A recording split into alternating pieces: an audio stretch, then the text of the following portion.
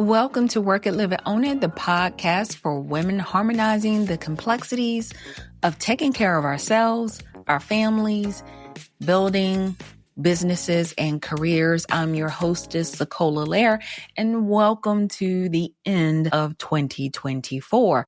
This episode is going to be about finding clarity and calm amid the chaos, as many of us may be feeling right now, whether we are putting undue expectations or setting high achievements for ourselves or feeling the pressure from other people. So the end of the year is here, and while it may not mean holiday parties or seasonal festivities for everyone, it can still feel like a rush to the finish, all the things that we have set out to do for the year. But what if we approached this time of the year with a sense of clarity and calm instead of chaos? What do I mean by that? Well, today we're going to be diving into how we all can wrap up the year with intention and creating space to reflect, recharge, and set up a powerful start to the new year. So in this episode, we're going to be reflecting on what went well this year, closing out business projects with ease and confidence, creating an end-of-the-year routine for clarity and focus, setting boundaries to protect our energy and time, rejuvenating for the new year, and then we're going to end out the episode. All right, so to get started, let's reflect on what went well this year. Let's start with a moment of reflection. Because even if you're not closing out with holiday traditions, the end of the year still feels like a natural time to take stock and to reflect. Thinking about what went well this year, what projects, what relationships, or personal goals really came together. And to guide us through this reflection, I want you to ask yourself these questions. If you have a time or moment, make sure you download this episode so you can look at these questions in the transcript. But question number 1 is, what accomplishment am I most proud of this year? Which areas of my life did I see the most growth? And what's one personal goal that surprised me in a good way? Now, I'm giving you guys permission here to release the pressure that you may feel with goals you haven't finished or accomplished yet. Look, it's okay if everything did not get checked off of your list, because that is a hazard for high achieving women or for the recovering perfectionists like myself. Those lingering goals are simply pointers for where we can start fresh in the new year. So the takeaway for this is what we don't finish in 2024 doesn't mean we're not successful. Instead, let's just focus on the progress we made, because every step forward counts. Now, the next phase is closing out business projects with ease and confidence. With reflection in place, let's talk about finishing strong. If you're juggling multiple projects, family responsibilities, and possibly end of the year demands, this part can feel like a heavy lift, like you're lifting a boulder that you can't barely support, but it doesn't have to feel that way. Let's look at streamlining some tasks. This is where delegation is going to come into play. And what I want you to do is take a look at listing some of the top priority tasks and look at realistic deadlines. What is important? What is urgent? Some people call this the priority task matrix, but originally it was called the Eisenhower matrix. And I'm going to delve a little bit deeper into that because I have a surprise coming up for you guys next year in 2025. But what this could also mean is for things that are maybe important, but they're not so urgent, are these things that you could actually delegate? Could you delegate some of these smaller tasks or even reschedule some of the less urgent items? And this causes us to reflect as well, assessing on what can wait. Are there projects that you really feel like you want to do, but now may not be the right time to do them? And so sometimes the best way to protect our energy is to accept that some tasks can carry over to the next year.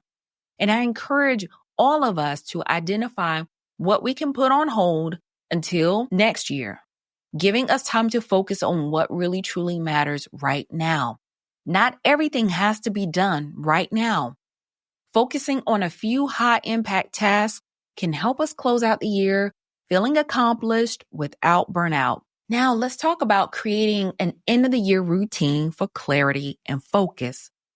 As we approach the end of the year, let's talk about building routines that are going to help us clear out the mental and physical clutter. Because by creating a bit of space now, we're going to be primed and ready for whatever 2025 brings. And what I mean by this is two ways of decluttering. We could do some digital decluttering. This is a great way for us to do a digital reset by clearing out our email inboxes and unsubscribing from unnecessary notifications. I'm guilty of this, guys. And just this week, I have literally gone through and looked at a lot of email notifications that I receive, or even text message notifications that I receive that are not necessary.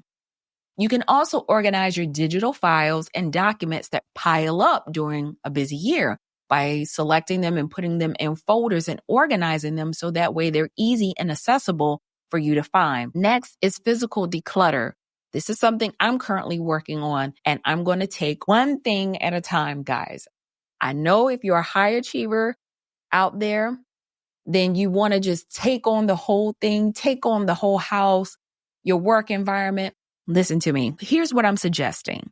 Let's do a quick cleanup of our home and workspace to refresh our surroundings. And this could be something as simple as cleaning out one drawer at a time or taking one space at a time. So if your workspace is something that you really truly want to focus on, then organize that workspace. Or it could just be a corner in a room. Say you need a relaxation corner, then focus on creating that cozy relaxation corner. Just keep in mind, guys, that decluttering isn't about perfection. What it's about is about creating a small space of calm. A little goes a long way when it comes to feeling clear and focused. And if mental decluttering is and emotional decluttering is what you really want to focus on, then I want you to take stock in that as well. What are commitments or committees or groups or affiliations that you are part of that are actually draining but not uplifting?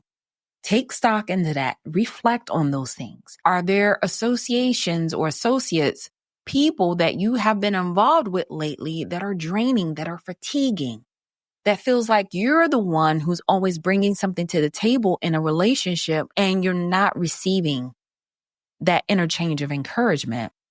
Is it time for you to distance yourself from those types of relationships or take a rest and take a break? Again, it's not about perfection. It's about calm.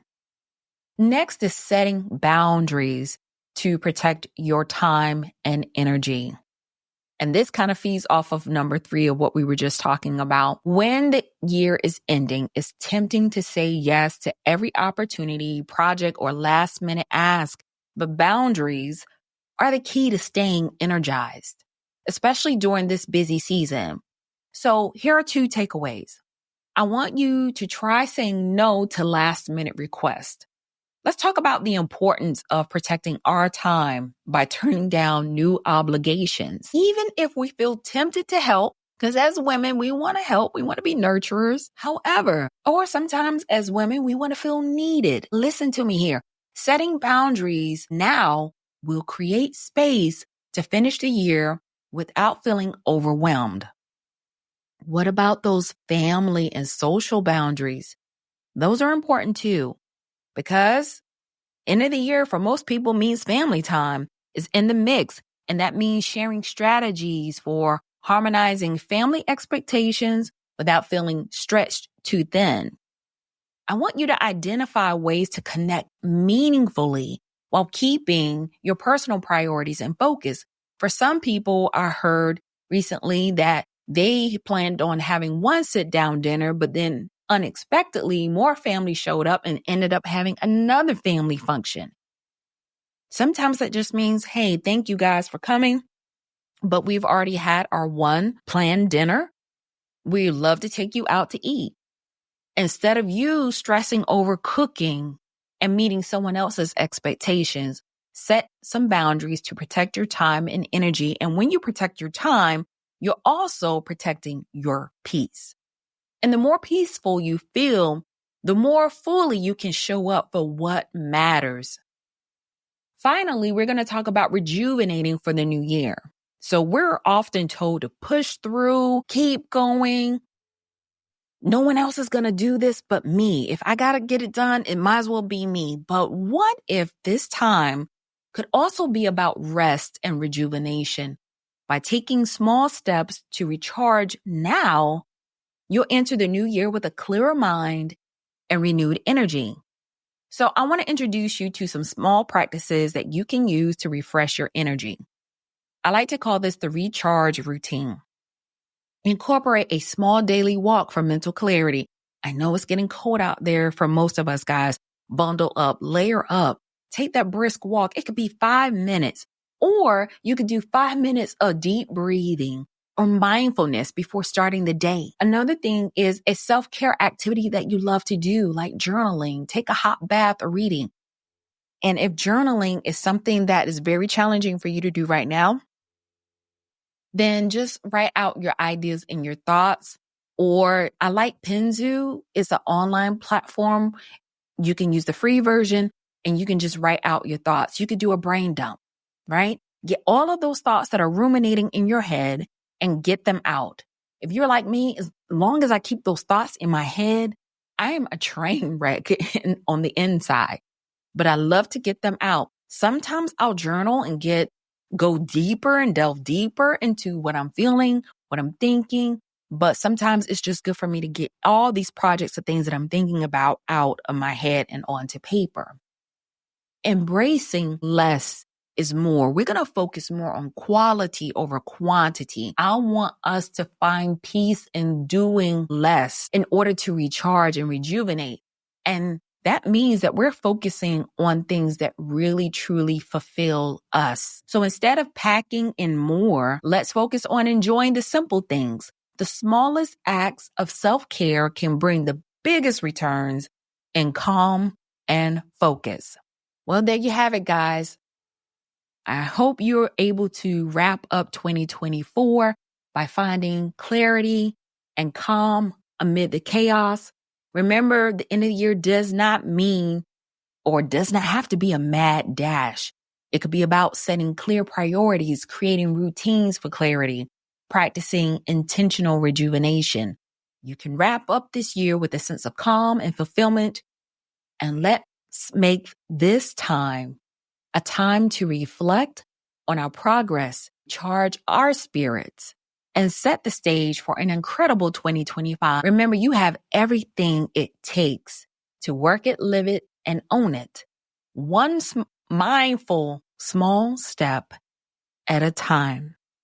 And if you need further encouragement or you would like to have a virtual tea or coffee with me, then head over to your email and email me at info@workitliveitownit.com. I would love to chat with you one-on-one. All right, that wraps it up for this year, guys. I will see you in 2025. Take care.